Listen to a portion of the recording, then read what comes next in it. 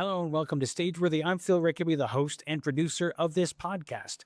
Stageworthy is Canada's theater podcast where I talk to theater makers of all types, whether they are directors, actors, playwrights, stage managers, what have you. As long as they're in the theater, I'm talking to them. And some of them you may have heard of. Some of them are household names, and others are people that I think you should hear of and you should know.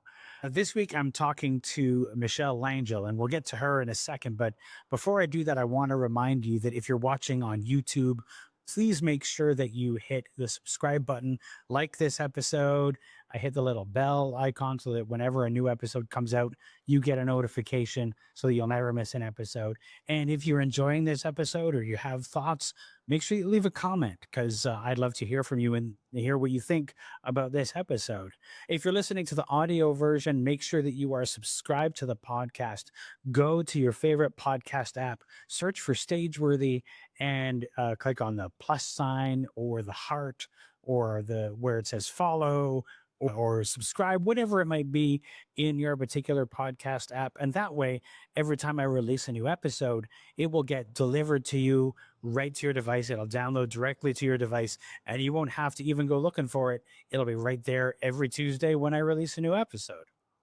I do want to make sure that I talk about my Patreon before we get to the episode, because I can't do this without the patrons that have chosen to back this podcast. They help to make sure that the costs are covered, and they're the ones who are making sure that I can do this show. Now, I'm still looking for patrons. I still need patrons to back this show because there's more that I could be doing. There's more that we could do. Like, for example, as I mentioned before, I've had to discontinue having transcripts for this show because the free services that I've been using take so much work to clean up the transcripts that it's not even worth it. And the transcript services that are available that would do a better job, they're expensive. And so I need more patrons in order to be able to put transcripts back on the episodes. So if that's something you could do, please become a patron. I still need your help. And the more patrons we get, the better we'll be able to do, the more I'll be able to give to my patrons. Right now, patrons get early access to every episode. And as I'm thinking about things that I might want to cover, patrons become the brain trust. They will become the people who I go to for ideas, for thoughts. They help me make this podcast both financially and with their opinions and ideas. So if you want to be part of that, please become a patron and know that as more patrons join, the more I'll be able to offer you as patrons. As it is, you can become a patron for just $7 Canadian a month. You can do that by going to patreon.com/stageworthy, and I would love to have you on the team. My guest this week is Michelle Langille. In this episode, we're going to talk about her theater journey, how she became an actor, the road that took her to moving from Toronto back to Nova Scotia, and how moving back to Nova Scotia has really been great for her theater career, for her creative journey. And so here's my conversation with Michelle Langille.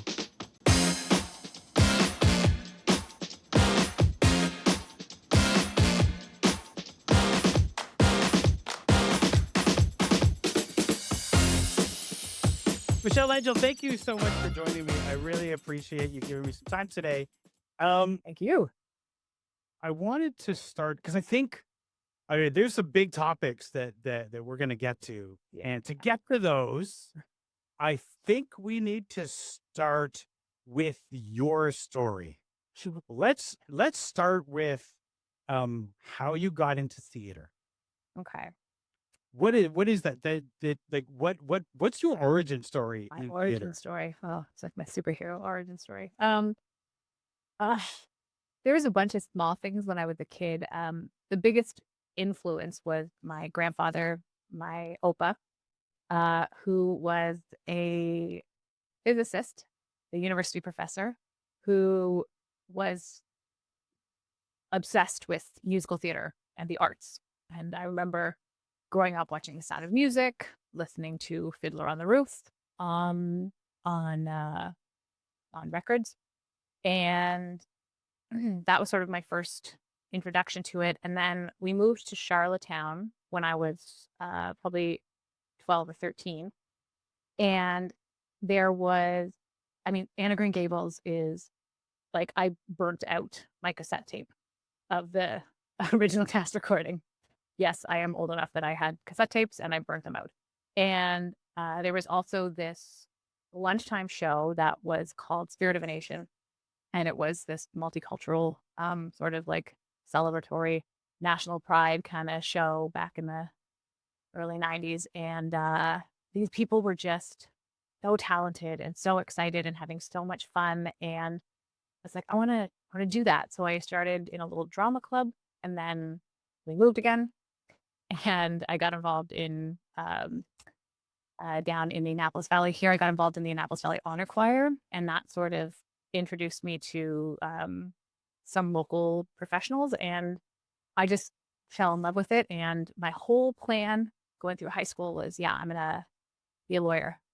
And then when it came time to apply to schools, I said, nope, I'm going to theater school because I want to be poor. I don't know.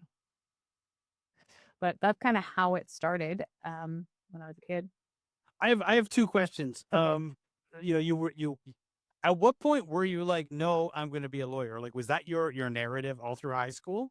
Well, it's funny. There's, I think I still have it somewhere. In grade 6, our teacher wrote this like little story of the future, like where we were all going to end up. And I appeared in this story twice. And I don't know if she messed it up or not.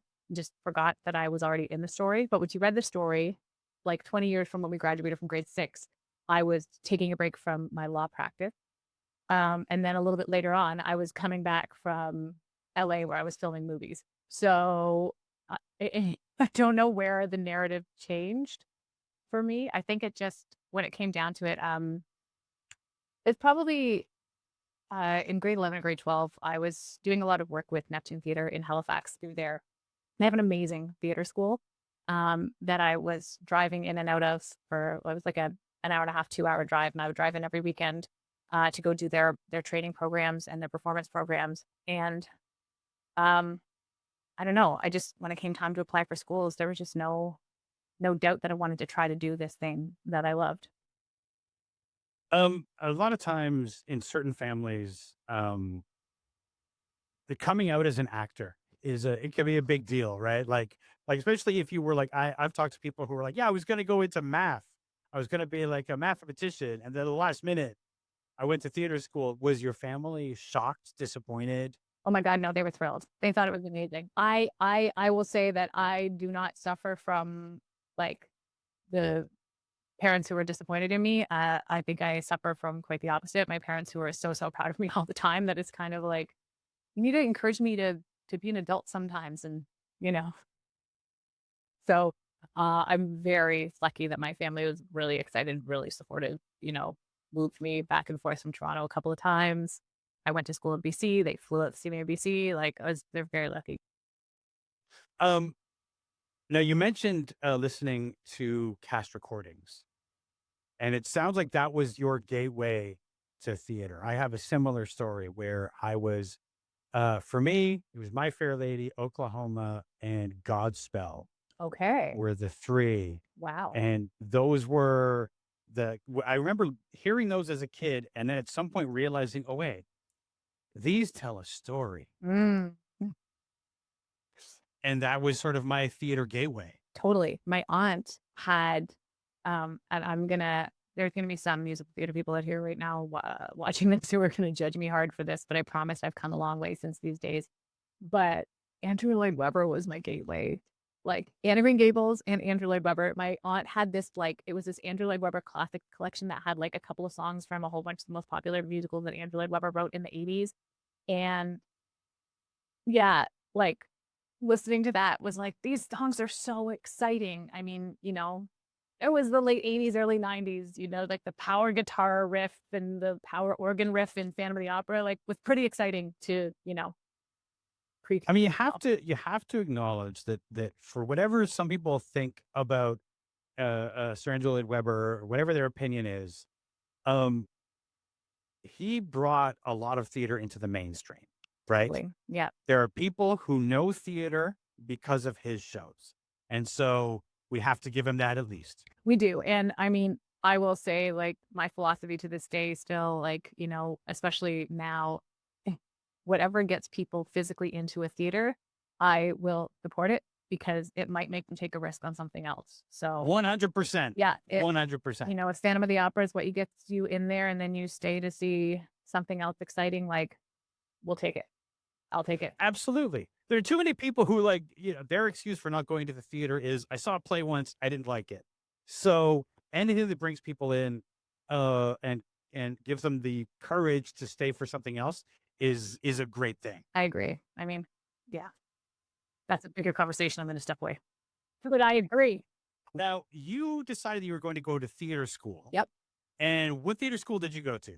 I went to one in Toronto first, and was there for about 3 weeks when I realized that it was not the program for me.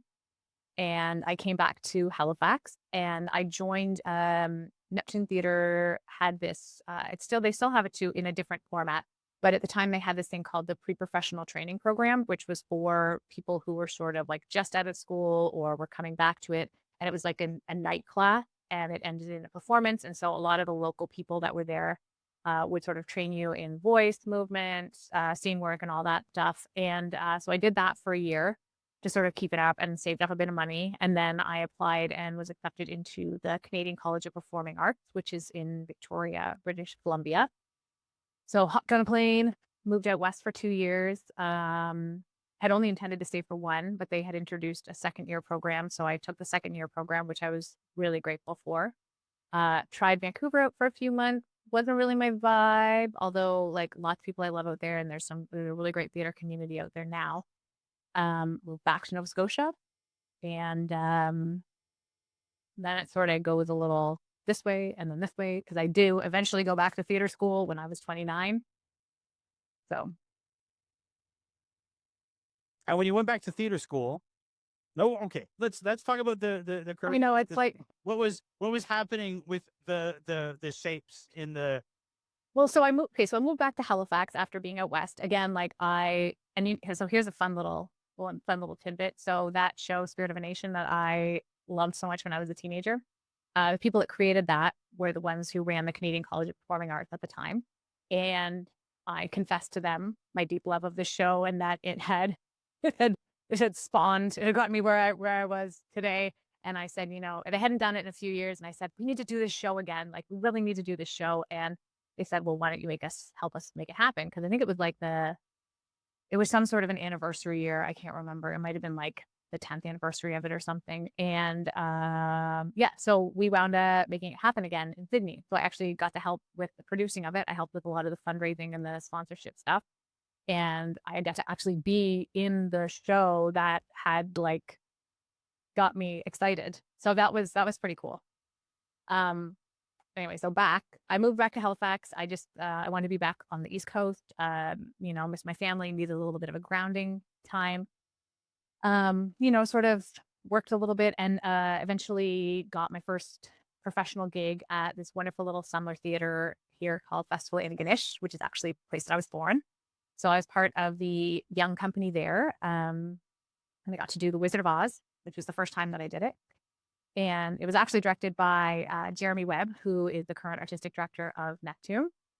And so I did that. And then kids show, this incredible little show called Belinda the Bicycle Witch, which was directed by the current artistic director at Festival Antigonish. She took over a few years after that, Andrea Boyd. So I got that. And then I got my first equity gig at Neptune. And I was in Sound of Music. Also a milestone. And I was the postulant, like the young nun, and I was surrounded by an incredible cast. I was the understudy for Liesel, which was obviously like my dream role at that time as well. And I got to go on for 2 performances, which was like wild, like my first professional show. The girl playing Liesel was a wonderful actress named Jenny Toulden, who is about 1.5 feet shorter than I am. So the joke was that I was Amazon Liesel. Because I'm like 5'8", so they had to make all these bigger, taller costumes for me. And it was the most magical experience of my life. The entire cast, they were in the wings the entire show, cheering me on. The director, Marcia Cash, like beelined down to the theater to watch it. My parents were able to come up and sit in like some jump seats at the back. And I got to do like the afternoon show and the evening show, and it was amazing. And the next day, Jenny Tillman, I was the understudy for. She came back. She was great. And she literally launched herself across the green room to hug me and say, "Oh my God, I heard you did so amazing. Tell me all about it. How did it feel?" And it was the first big lesson I think I had in how unbelievably generous you should be and can be to your understudies. And I have seen some really crappy stuff in terms of like the understudy actor relationship.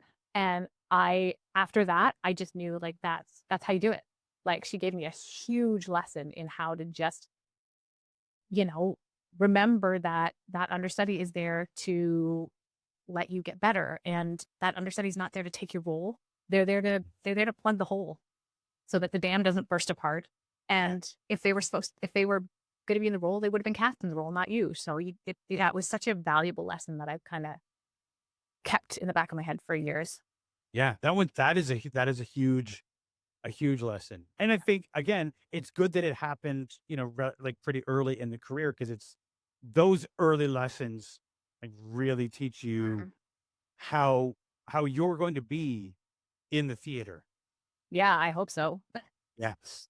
I mean, I'm not perfect. I did some stupid stuff in my 20s too, things that you're just, We've oh all my done stupid God, shit. I know. I had a lot of really great stage managers that really taught me a lot.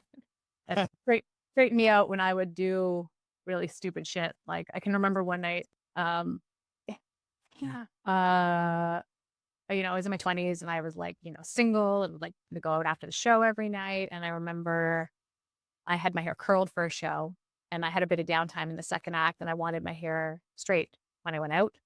So I straightened my hair in the middle of the second act. And when I came out for the bows, my hair was straight. And the stage manager at the time was like, "What the hell is wrong with you? Like, you are not done that show until you walk off after the bow. If you ever," I was like, "Oh my God, I'm so sorry.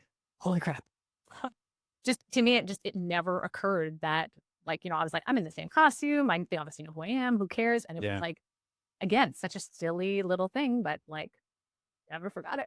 No, and it's one of the things that you didn't know. Yeah. You don't know what you don't know. It's true. So true. Yeah. Now, at what point did you go back to theater school? Oh, right. Okay. So I was really lucky. The artistic director at Neptune at the time, Ron Ulrich, hired me 3 more times and I got my equity card. So I did Oliver for the second time, played the same role 10 years later that I had played in like a community theater production, my first big show. I played the Undertaker's daughter for fun. And I did Evita and I did Beauty and the Beast. And I met some incredible people from Toronto who'd come in to do the show. So I made a bunch of connections and they were all sort of like, "Hey, Michelle, like, what are you doing in Halifax? You should probably move to Toronto. That's where all the opportunities are. Like, that's where you want to be." And I'm like, "Yeah, you're right. I do. I want to be in Toronto." So I moved to Toronto in 2008. And I was just auditioning, working in a bar. I used to manage a Russian vodka bar in Toronto called Pravda, which anybody who's watching this podcast and been to Pravda is probably like, "Oh, wow. I don't remember any of the time I spent there." And yeah, I did a bunch of like smaller shows, like some, collectives and stuff. I was really lucky to immediately meet a good community and do some good work. Came home a couple times to work at Neptune. And then I guess it would have been 2011. I'd been there for a few years and I just wasn't feeling I just didn't feel like I had enough training. I didn't feel like I had enough of a grasp on what I wanted to do as an actor. And I was really interested, like I had musical theater training, but I just felt like there was more that I wanted. And so George Brown College has a spectacular program, a very difficult program to get into and get through when I went there. And I don't know, I was kind of doubting whether this was what I wanted to do because I wasn't booking gigs. I didn't have an agent at the time. And I just kind of said, "You know what? I feel like I need more training. And I know this school's really hard to get into. And I know I'm 29. I don't care. I'm going to audition. And if I don't get in, then I don't know what I'm going to do, but I'm going to do something different. And if I do get in, then I feel like it's a sign from the universe that I must keep going." And so I auditioned and I got in. And Yeah, so that's what happened. And it was really interesting because at the time I was not the oldest person in the program, which was kind of cool. There was 2 years ahead of me, there were at least two other actors who were my age or a little bit older.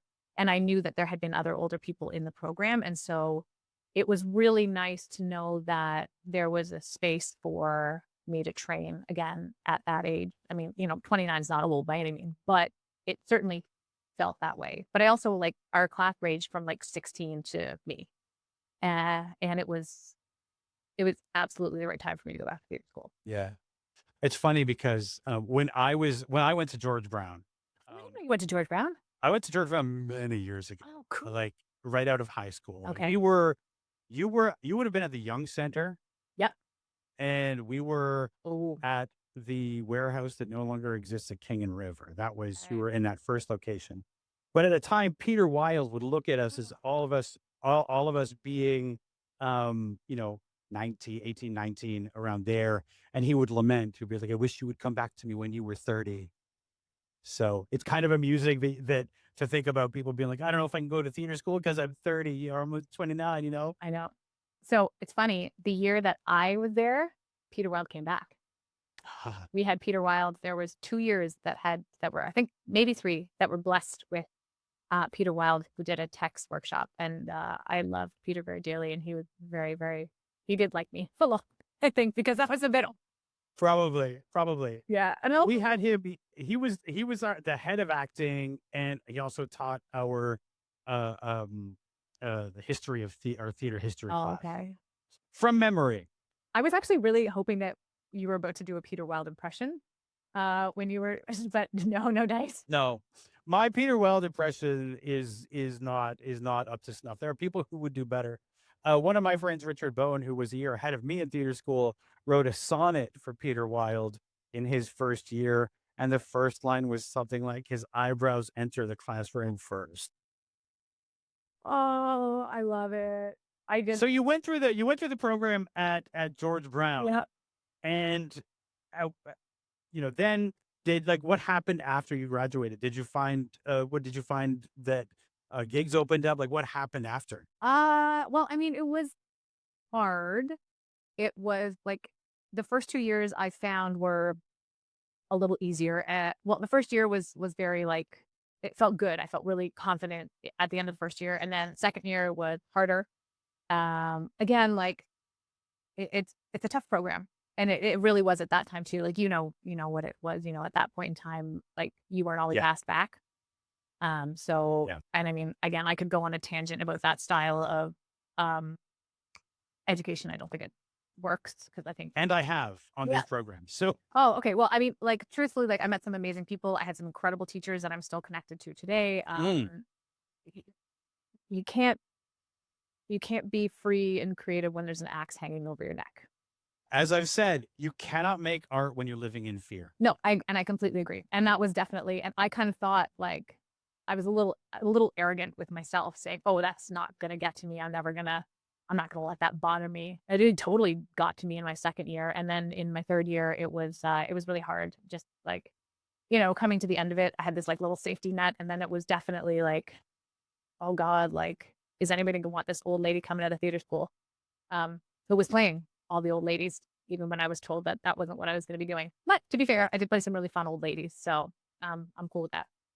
Um, well, I actually met three other women in theater school. And we sort of decided we were going to start a collective. And it was the three of us that were the three of them were, sorry, the four of us, the three of them were older than me and had graduated a couple of years ahead of me. And so we were all kind of like, yes, we're a little bit older, we're a little bit whatever. And so we started this company called Theater Inamorata, which we were like, yes, we're going to take over the world. We did a couple of workshops and one production, and we were very proud of it. It was this adaptation of a picture of Dorian Gray that someone had done. It was mostly female cast. I saw that. Oh yeah, that was yeah. So it was like it was kind of experimental and edgy, and like some people hated it, some people loved it, and that's kind of great. That's what you want. Interestingly enough, though, this theater company launched me into my burlesque career. So here's how that happened. So I've always loved burlesque and that kind of art form, and I saw a little bit of it in Halifax before I left, and then in Toronto, it was really like, and it was kind of everywhere, and I was like, I really want to try burlesque, but I don't know how to do that or how I'm gonna feel about it or whatever, and so as any good person does, you rope a bunch of people into doing it with you, so that you're not on your own. So we needed to make some money. We were trying to make some money for this project that we wanted to do. So I said, okay, guys, I got a great idea for a fundraiser. We're gonna do burlesque, the four of us, and we're gonna do it for the first time in front of an audience. And here's the pitch: Virgin Burlesque. You never forget your first time. That's the name of the event. And I convinced two of them to do it with me. One of them held out for a few years. And so we did it at Pravda, the bar that I worked at. Very cool space that has like aerial silks and stuff hanging. So there was like comedy, drag, music, some burlesque, like us little newbies, and this incredible performer, Belle Epoque, who's considered my burlesque mama. So I met her through a friend, and she mentored us all, so helped us create our routines and everything. And the friggin' event sold out. Like, it was wild. It was so packed. So many people were there. And, we all went through the like, oh God, like, what are we doing? But I'm not going to lie. The final moment, I did this little like 50s housewife baking routine. And the moment that my apron came off and my little cupcake pasties were out, and there's lights in my eyes, I can still remember it. And the crowd went wild. And it was the most incredible experience of my life. It was the most like body positive, like sex positive, just like it burned in my brain. And we did 5 of them in total. We did them annually for 5 years. And because the coolest thing is that a couple days after the event, like we were actually going through a little bit of a shame over. We're like, oh my God, what did I do? I took my clothes off in front of people. Holy crap, what does that make me? Like, again, I could talk a whole lot about that too. But then we started getting messages from people that were like, just so you know, if you do this next year, I want to be one of the virgins. Like, we had people like knocking down the door wanting to take their clothes off. And I was like, this is amazing. And I was so proud of it. And so after about 2 or 3 years of that event, I kind of decided that I wanted to like create a burlesque persona and start performing. So that's how my burlesque alter ego, Honey de Mele, was created. And again, in Emirata, sort of, we have all gone very different ways. I'm here. One girl's in Winnipeg, one girl's in Waterloo, and one girl still lives in Toronto, but she's, working in film like crazy. So, we did the one production, a couple of other things, and then it just, life happens. But it got me into burlesque. Yeah. Now we've gone through that history, and then at a certain point, you decide to move back To Nova Scotia. to Nova Scotia. I do.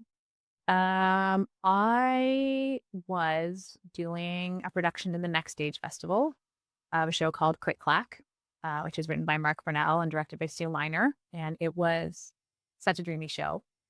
And halfway through the run, my grandfather passed away. And it was really hard. My parents were actually up seeing the show. So I was really lucky that they were there we could all sort of address it together. And this man he was amazing. He was 90, I don't even know, he might have been 92, 93. And like the man, he was a monster. He was, he was so smart. He spoke 4 languages. He walked everywhere. He believed in good health, and he was swimming in a Speedo right into his 80s. And like, Opal was pretty amazing. So he'd been, kind of the last couple of years of his life were kind of rough. And so I think when he went, he was ready to go. So it wasn't a surprise. It just was kind of like oh shit, that's life. Sorry, I just swore. Is that okay? Whoops. But I couldn't go home for the funeral. For a couple of reasons. I was doing a show at the time, and that being away from home, and that sort of, and it's still persistent sometimes, I find, in theater, that like the show must go on kind of thing. I don't know, being so far away from my family made it feel kind of, I was kind of done with living away from my family. Mhm. I love Toronto's great. Luckily had a very cheap, good apartment, an amazing roommate who I lived with for 10 years. There was a lot that I loved about Toronto, but I went home the following Christmas and I went, okay, I'm coming home. There was a new artistic director at Neptune, Jeremy Webb, who I've known for years and is actually one of my very close friends. Like, he performed my marriage ceremony a couple of years ago. That was certainly not a guarantee. Believe me, he's not cast me in a lot of stuff. But I was excited by his vision for Neptune and his vision for sort of like the Halifax theater community. And I just kind of said it was time. And just as I made that decision, I got offered, I pitched a directing gig at Hard House, my very first directing gig. I said, I'm going to try directing. And somehow they were like, yeah, sure, we're going to let you direct the Penelope ad. You've never directed anything before. Here we go. I'm like, whoa. And hilariously, that season, Jenny Walls directed her first big musical as well, her first big show. So the two of us were talking a lot about the fact we were absolutely scared crapless. And then, look at her winning a Dora this year.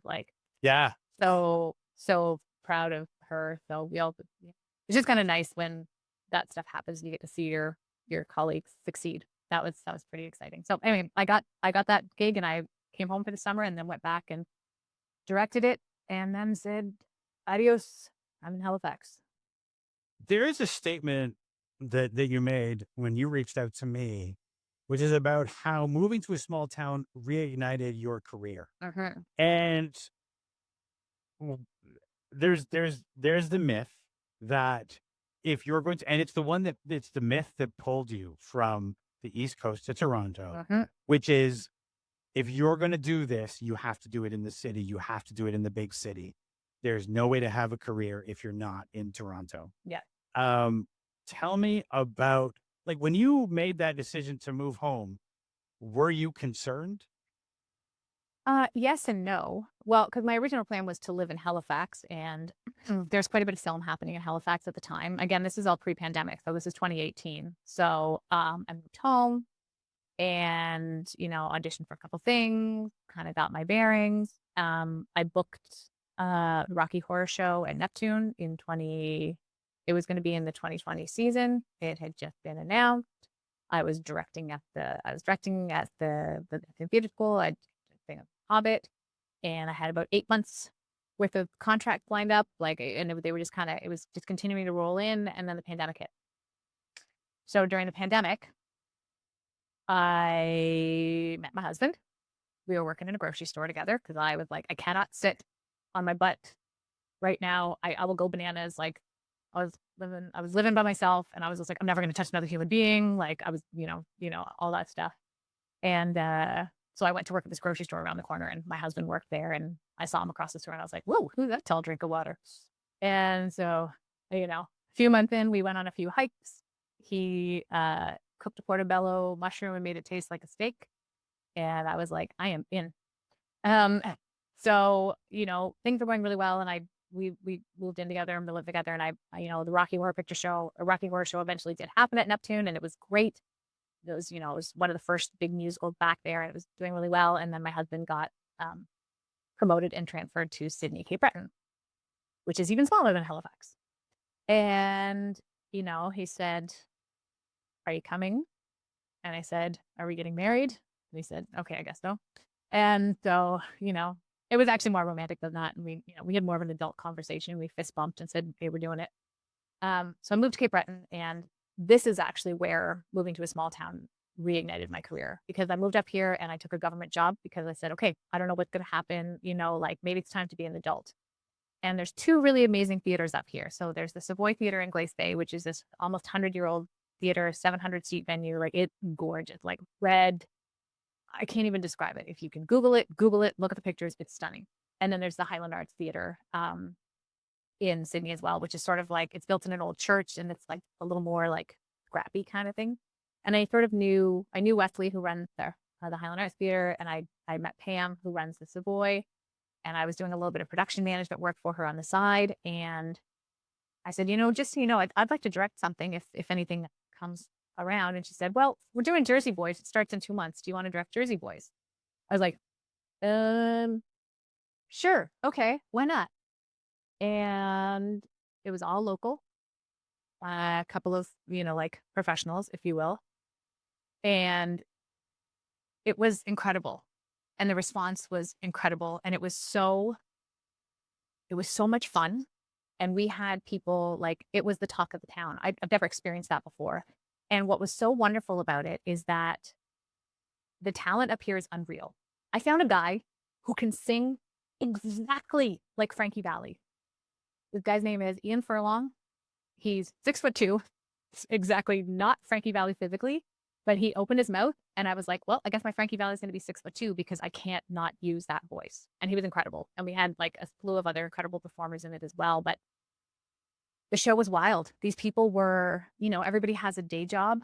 And so it's kind of semi-professional, but the joy and the commitment and the way these people strive for excellence was unreal to me. Like, I've not even seen that in professional rooms.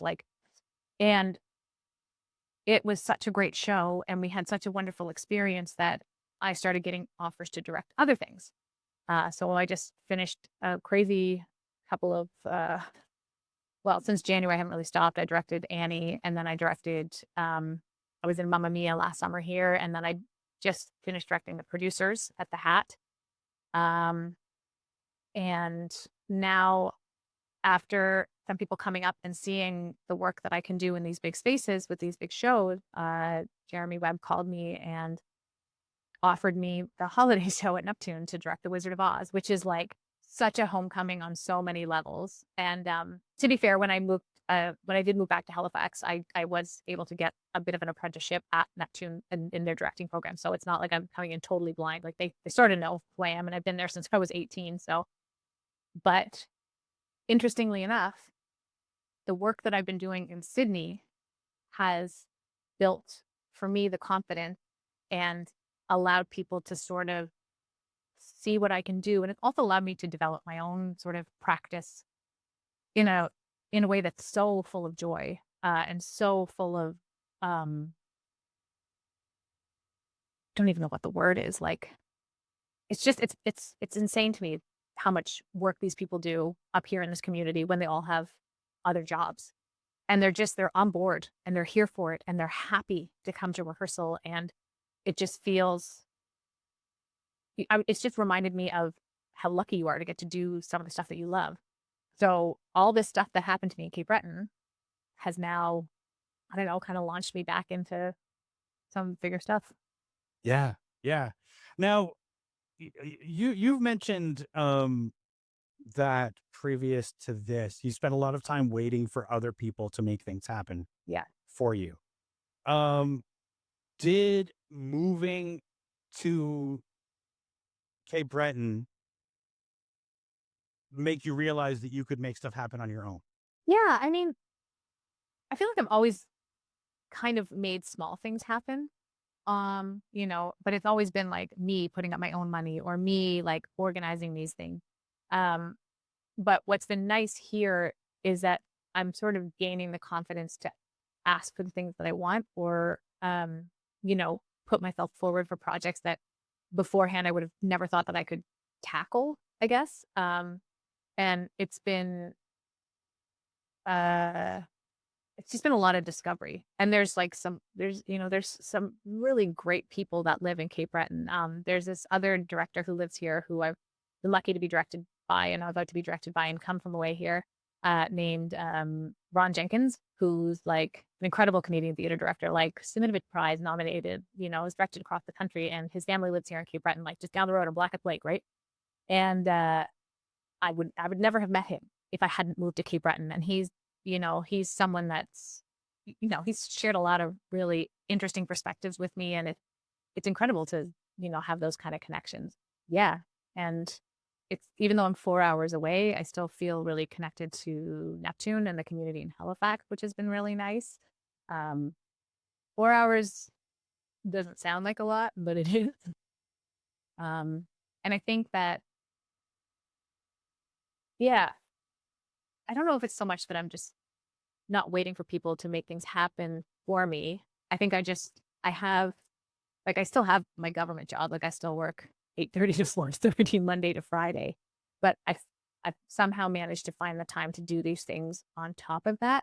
And it's actually invigorating. Like I don't, You know what I mean? Maybe it's because I have a sort of steady job and a pension right now. It allows me the freedom to say, I don't know if it's like maybe out of the desperation that I always felt. Like I certainly always felt like asking for things. I'm like, oh my God, I'm gonna look so desperate. But learning that it's like, well, no, I can just ask for it, and if it doesn't happen, it doesn't happen. But maybe it's more of like a security or something in a weird Yeah. way. Yeah. I think that more people in the theater need to come to terms with the fact that you can have a day job and still have the theater career that you want instead of working 7 part-time jobs and never really having a break and, working yourself into the ground. Yeah, I mean, I think part of that is true. I think that I also like I will say my job is I love my job, but it's incredibly inflexible. It's a union job and I'm sort of like in the middle of the ladder. So, like I have X amount of time off. I can't just say, my restaurant job, which I had a restaurant job all through my 20s and 30s, or I'd just be like, bye, I'm gone for 2 months. Like, see you when I get Yeah. back. I can't really do that here. I figured out a way to be able to take off a month to go do that. But there are so many things that you can do that don't involve being in a restaurant. Yeah. I mean, I think that the industry is unsustainable in so many ways, and I'm sure a lot of people would agree with me. Like one thing I never loved about being in Toronto, um, and I still don't love about film auditions is how quickly they happen. Like, it's like, oh, I need you to throw this like 6 pages or whatever on tape for tomorrow, and I'm like, I can't. I'm working until 5:30, and then I have like, like I have to walk my dogs. I have to do these things, and I really hate those timelines. That makes me wild. The shows that we do up here, like again, most of them are semi-professional, so um, we usually do 2.5 months of rehearsals, a couple of days a week. And the reason I love that, obviously that's not a sustainable model for a professional. I totally get that. That is not what I'm saying. But I think that one of the things I love about up here, this sort of like, I don't know, this semi-professional world is like, you know, you've got these people who are, I don't know what their day job is, but they're incredibly, wildly talented. You've got a guy that just finished his ECE who can sing like Frankie Valli. Like, what the hell? And if I was going to do a professional rehearsal period for that, like their 3 weeks, 4 week rehearsal period, like he doesn't get to be on stage, Yeah. and he deserves to be on stage. Like there's a lot of people up here who deserve to be on stage. And I love that part of the way that I'm engaging with the theater community up here is being able to create those opportunities and say, yeah, we're going to rehearse for 2.5 months so that you can all take care of your kids and do your day job and, live your life. Cause I think there's not enough theater up here to sustain a full-time career. I'd love to, you know, I'd love to get back into freelancing. I'd love to get back into like auditioning for contracts and maybe, directing other shows. Like I'd be happy to get back, to Toronto for a month or, somewhere outside of Toronto in Ontario or BC or anywhere. I'll go anywhere for 4 weeks. Like as a director, absolutely. But I want to live here in Sydney. I love it here. We have an amazing house and we have a pool. I like a pool. It's wild. Um, and I would never have this in Halifax. Like, real estate in Halifax is wild. And so I don't know, like this, the quality of life, I'm 8 minutes from my job. I'm, Mm. 20 minutes from the theater, and the people here are really kind. The community here is really, really, fun and funky. And, I think there's lots of cool stuff happening. And I'd love to be able to, travel a few times a year, but come home to Sydney. There is something, you mentioned about how theater is unsustainable. And I think that part of the issue is how much theater kind of demands from the people who do it in the cities, right?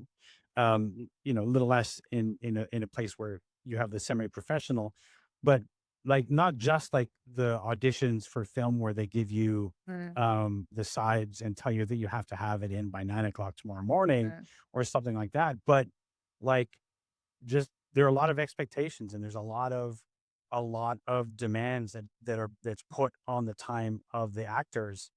Well, and I mean, it keeps getting shorter and shorter. I think, you know,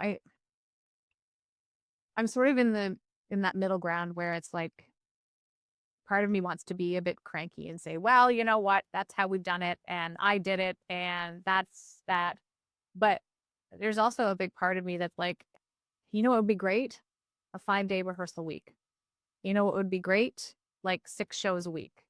Yeah. And it's, you know, and I do a bit of producing. I do understand how budgets work. I understand, I understand how, I'm not saying that and being like, oh, well, he's making money other ways. Cause I know you sell tickets, funds and seats. But I don't know, like, I think it's so much has shifted. And I think that, work-life balance is so important. And that, I think it's like there's like a scarcity mentality, right? So it's like, oh my God, I've got a contract. I got a contract. I get to do a show. So you know what? I'm gonna hook it up and I'm gonna do the 6-day weeks and I'm gonna, like, because and it's part of what the gig is, right? You book a show, you book a contract, you're doing 8 shows a week, and you have to be able to do those 8 shows a week, and that's part of your job. Your job is to be rested, be vocally ready, be physically capable of doing the role, and that's like that is part of the work, and so you can't discount that. But I think that you know I feel like since the pandemic, more and more understudies go on more and more often in in in some good ways, because I think that, I've seen people do shows and pop off stage and puke, or like, they're croaking out a song and then they can't speak at the end of the show because, that's how they're getting through it. And I think that, and then everybody else gets sick because no. So I think that I sort of admire the people that are, taking themselves out of shows at the right time and doing it for the right reasons. I think that that's admirable that we can have that. But as budgets go down, you don't have as many understudies, you don't have as many swings. And so, uh, yeah, so it's, to me, I'm like, well, wouldn't 2 days off a week maybe allow people that time to really rest? And would it not cut out some of that? Like if you weigh the cost of what it costs to throw on an understudy or cancel a show or whatever. I mean, again, I don't have all the solutions, but from the outside eye, that's kind of where I think that kind of balance would be really amazing. Yeah. I mean, the number of times that I've done a show and then when the show is over, I immediately get sick. Like because I've exhausted myself in this show. Yeah. That's the kind of thing that happens. And I you sort of mentioned about like how, this is how we do it. That's how, the kind of and this is the way that theater has kind of operated for a very long time, which is, well, this is how I was taught that we do it. And so I'm teaching you, this is how we do it. That's why people are often so miserable at theater schools, is because their teacher had a cruel teacher who had a cruel teacher, had a cruel teacher, and it's all been passed down, which is why up until very recently, people were asked to leave courses. People were, the class size was whittled down.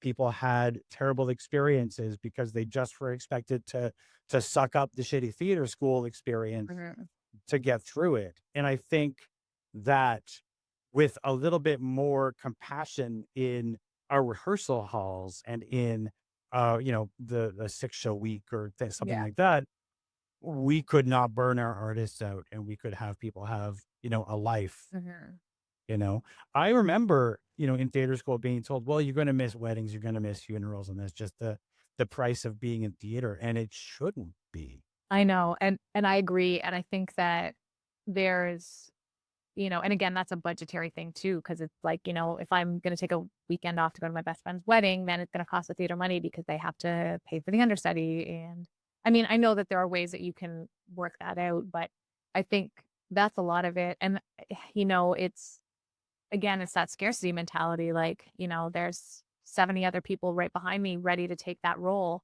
And if I don't take it, or if I prioritize, if I prioritize myself or my life or my family, there's that fear, well, they're not going to ask me again. And like, I will say that I am starting to see, like, I've seen some incredible shift in the last few years. Like, I look at some of the people that are teaching in the institutions now, like friends of mine, colleagues of mine, who I know to be kind, generous, challenging the status quo. And so I suspect that the theater school experience is very different from, even like, I graduated in 2014. I think that it's probably very different from even when I was there. And I, I definitely don't want to be part of well, this is how we've done it, club. So I think that, I do see shifts, and I do see a lot of, hope there. But I think it's also so hard because, theaters are struggling so much because, we're competing with, and again, this is like tales all the time. We've been talking about this for years, but, who wants to leave their house if they don't have to? And I mean, I think it's probably going to swing super far in the opposite direction at some point. Like, we're all going to be so sick of our screens that we're just going to, we're going to desperately need that human connection. But I think the other thing too, like, and again, so hard. There's so many things I'm like, I like to talk about that I'm so passionate about, but I also don't want to get all soapboxy because I don't have all the answers. I just sort of have my own limited perspective. I think actually there was this really cool series of essays that came out. I think they started just after the pandemic. They're written by Oasis Lightwalla and I think it's Sarah Vaughan Stanley.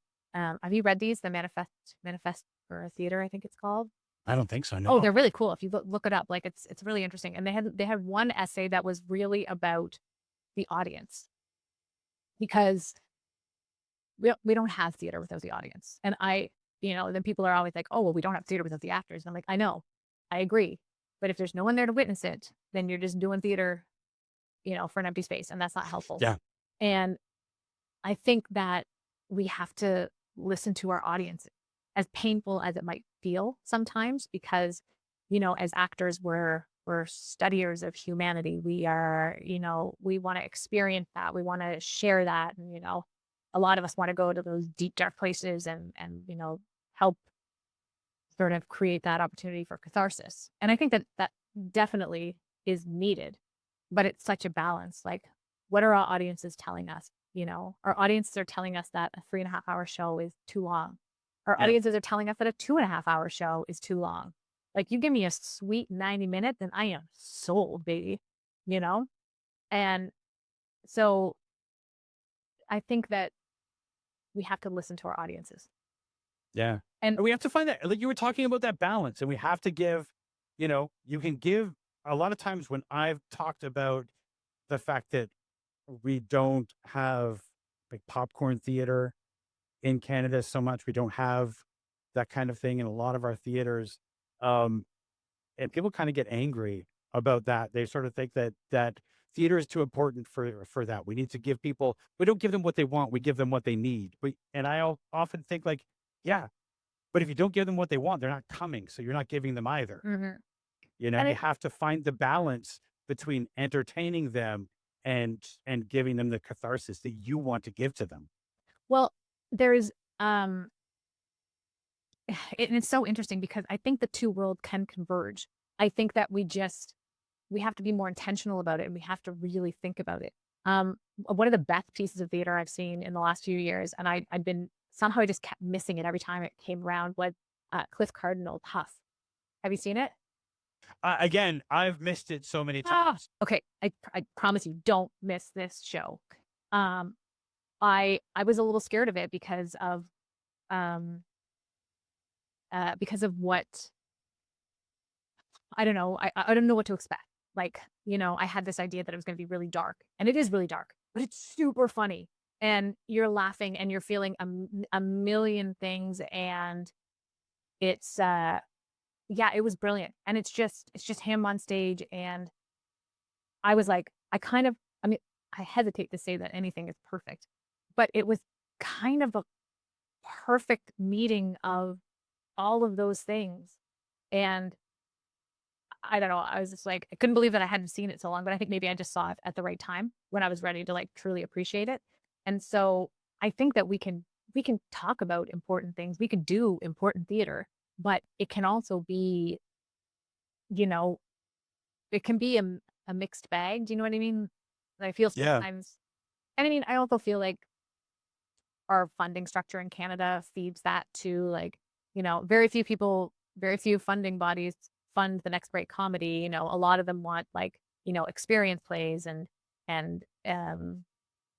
I think that we forget sometimes the value in pure entertainment, you know. Absolutely. Absolutely. Because the audience, the first and foremost, the audience has to be entertained to want to come. Mhm, And we need to want them to come to the theater. mhm. We can't act as though, you know, theater is like taking your vitamins. You have to do it. It's good No. for you because there's so much effort that goes into going to the theater. You have to leave your house. You have to put You pants on. you have to have pants on. You have to like decide, am I going to eat at home? Am I going to have dinner? How am I getting there? How late is it going to be when I get home? There's so many things to consider instead of like staying home on your couch. We have to bring them out because they want to come. Otherwise, they're not going to. I agree. And again, like yeah, like I said, I hesitate to say the word perfect, but I will say, in my opinion, that I thought Huff was pretty close to perfect. Like it hit everything for me. Like there was important themes. There was some heartbreaking moments. There were some absolutely hysterical moments, and it was told in such an innovative way. Like it was really great. And um, I think everything sort of has its place. Like I think there's but I think what you're saying is right. Like we have to bring them in and trust us to take chances on things. Like I'm not gonna lie, I'm super excited to direct The Wizard of Oz for a multitude of reasons, not the least of which is that it is so simple and beautiful. And I feel like we're doing it right now at a time where if I had kids, I would want to take them to see The Wizard of Oz because that's what I grew up on.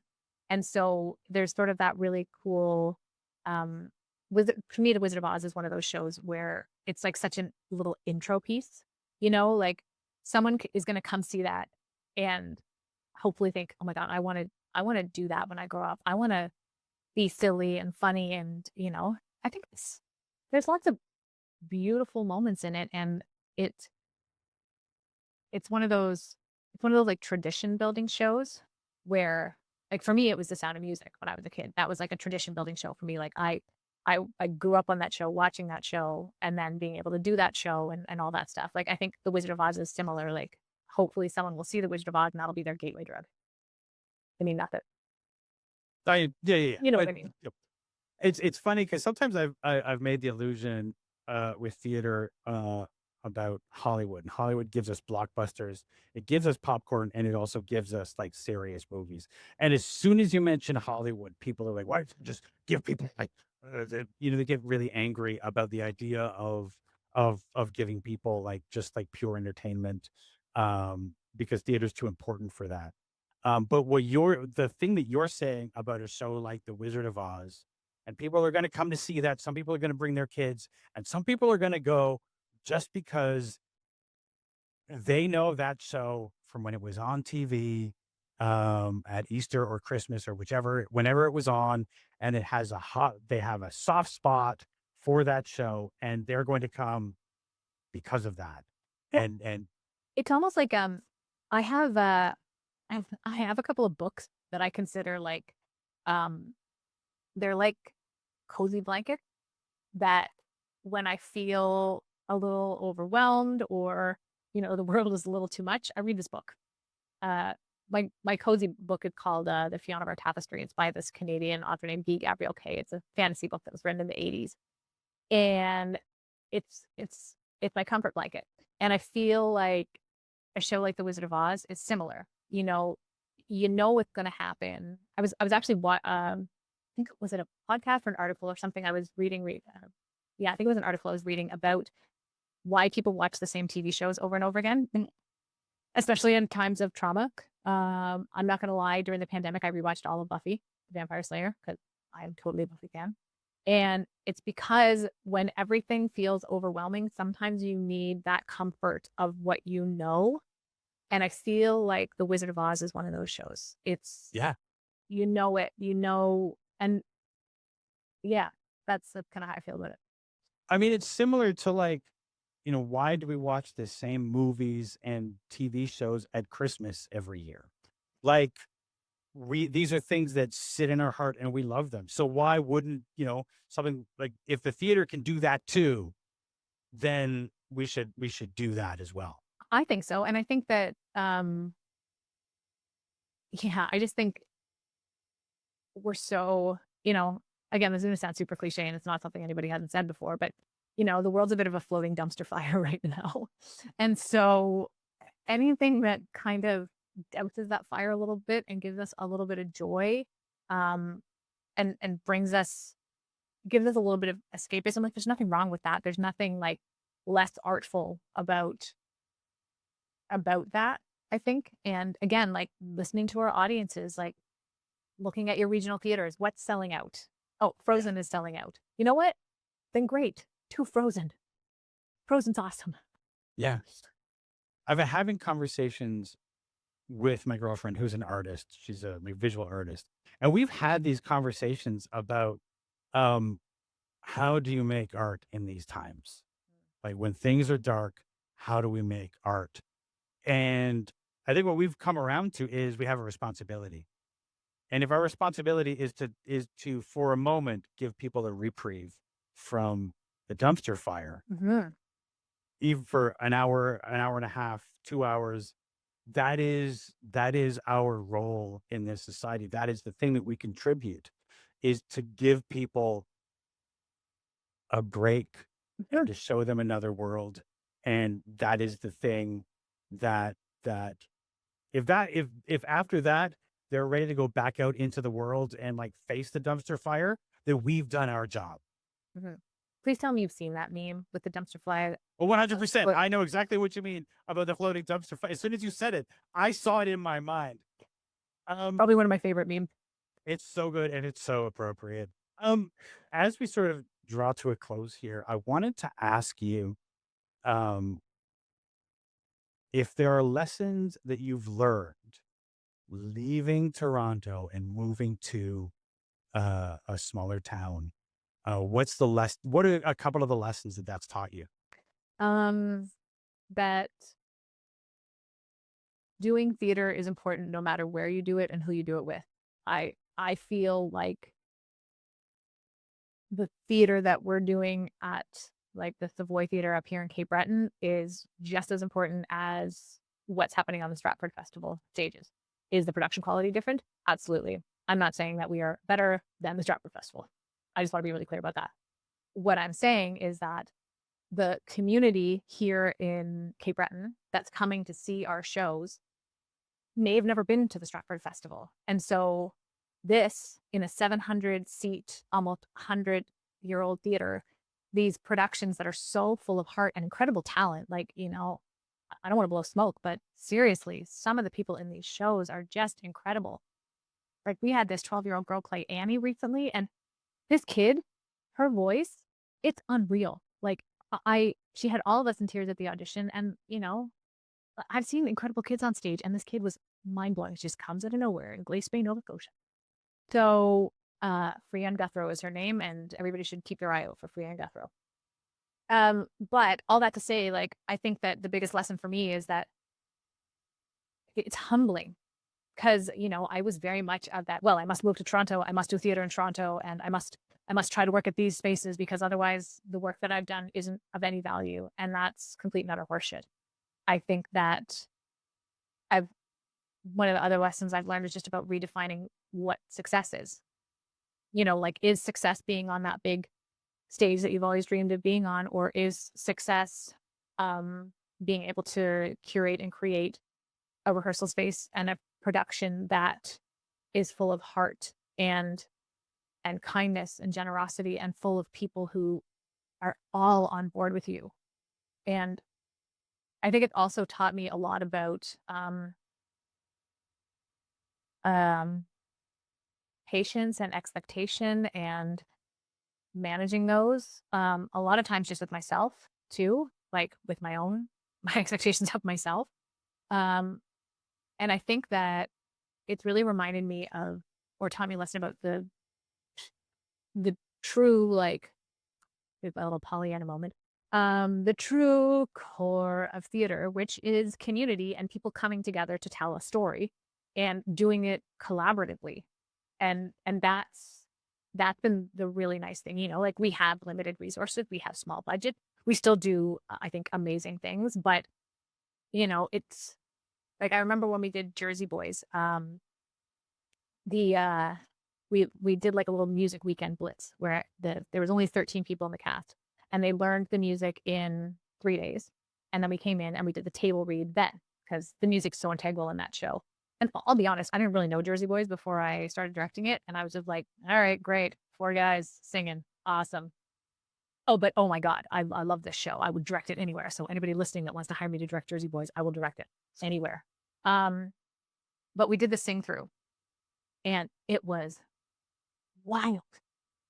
And I said to the cast afterwards, I said, guys, we could literally do this in a black box in our pajamas, and I think people would get their money's worth based on what everybody did at that point, which to me was like, oh, this is great. We just get to have fun, because everybody was there and they were in it together. Like, that team was so in tune with each other. And again, like, you always try to take everything with a grain of salt, but we had people that were like, I've seen the show 7 times, I've seen it on Broadway, and your production was the best. And, your Frankie Valli sounded like Frankie Valli. So, yeah, like, and that's, I don't say that with any ego or anything. I mean, I say that with like total kudos to this group of 13 local actors who sang the shit out of this show, like, wildly. Yeah. So those are Yeah. some of my lessons. Yeah. Well, thank you. Cape Breton's Thank you. awesome. The- Like, It sounds shit, like it. awesome, and Cape Breton is also awesome. They are part of the same place, but I Yes. will delineate Cape Breton. Well, one is at least 4 hours away from. It is. It's Halifax. true. Like, you can actually fly. There is a plane you can take, but I don't know that it takes any less time if you factor in boarding and all that stuff. I think it's still 4 hours. It might not. Might be It faster might to not. drive. Well, Michelle, thank you so much for joining me. I really appreciate it. Thank you. Wonderful conversation. Thank you. I really appreciate it as well.